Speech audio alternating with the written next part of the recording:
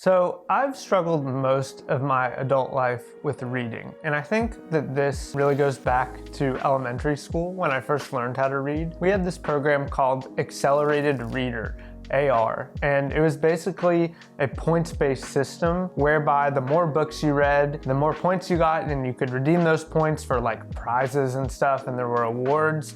And I was a huge reader when I was a kid. Because of this, I think it was mostly extrinsically motivated. And as I got into high school and especially college, I really stopped reading as much for fun, especially because in college, reading was a large part of my academic work, and I kind of just languished, but I found a few things in the past few years that have helped me get back into reading. And so I want to talk about 5 techniques that I have to help you read more.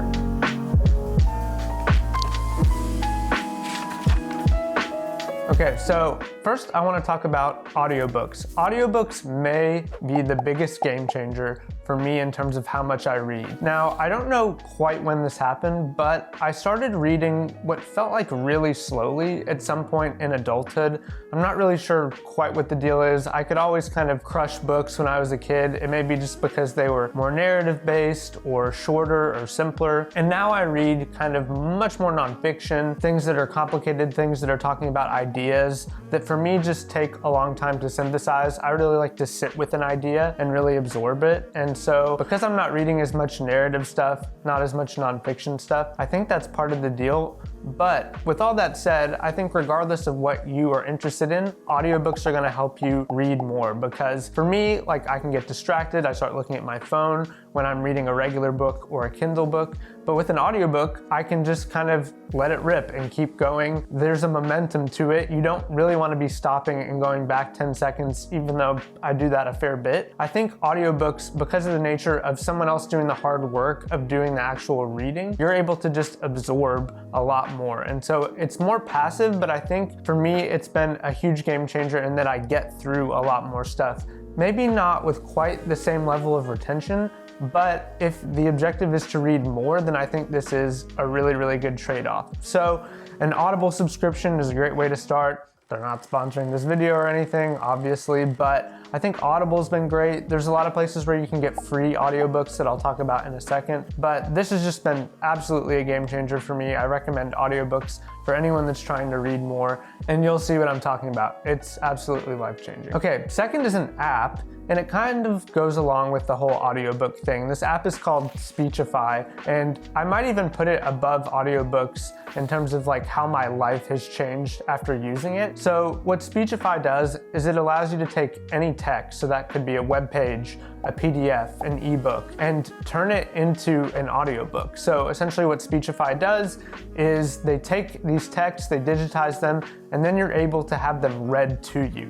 So I use it all the time. They have a Chrome extension, so I use it to read articles online. I use it to import articles and PDFs into the app, which they have a Mac OS app, they have a phone app, and so I use those in order to have things read to me. And so if you can find like free books online, for example, like things that aren't copyrighted anymore, it would be really simple to take those, put them in Speechify, and have them read to you. So for example, I found a book called How to Win Friends and Influence People. It's not copyrighted anymore, and so there are PDFs of it out there because it's like almost 100 years old at this point. And so I took that, imported it into Speechify, and now I can just have it read to me. And so that's really excellent. I think another cool thing about Speechify is that with the Chrome extension, it highlights where it's being read. And so you're able to kind of read along with it, but it's doing the hard part of saying like, okay, this string of letters is this word. And so it's lightening your cognitive load to that extent. And so it's just really excellent. For me, it's been huge.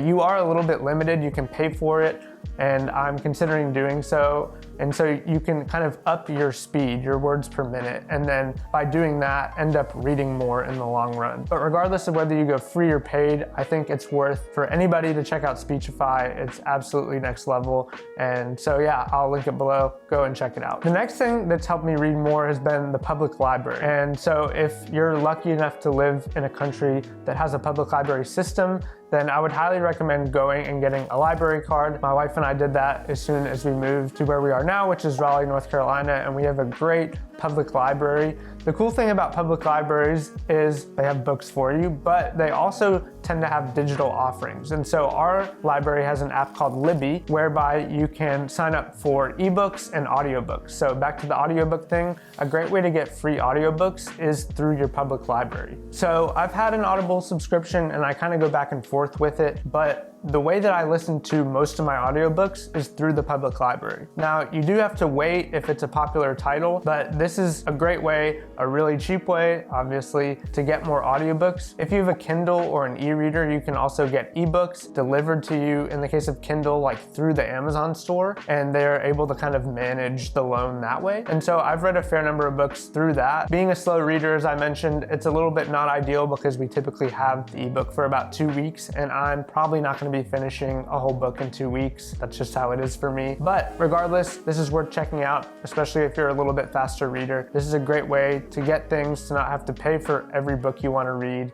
and to read more. Okay, the next two are a little bit more technical and less about apps and services. So the next piece of advice I have is to read stuff you like. And so this is an interesting thing. It's something I've been thinking about more and more because, as I mentioned in my video a few weeks ago about ideas that have changed my life, we actually have a limited number of books we can read for the rest of our life. This goes back to the whole idea of the tail end with Wait But Why and Tim Urban. Okay, so let's say I read 5 books a year and I live till I'm 80. So for me, that would mean I have about 250 books left to read. And that sounds like a lot, but it's really not when you consider all the possible books out there.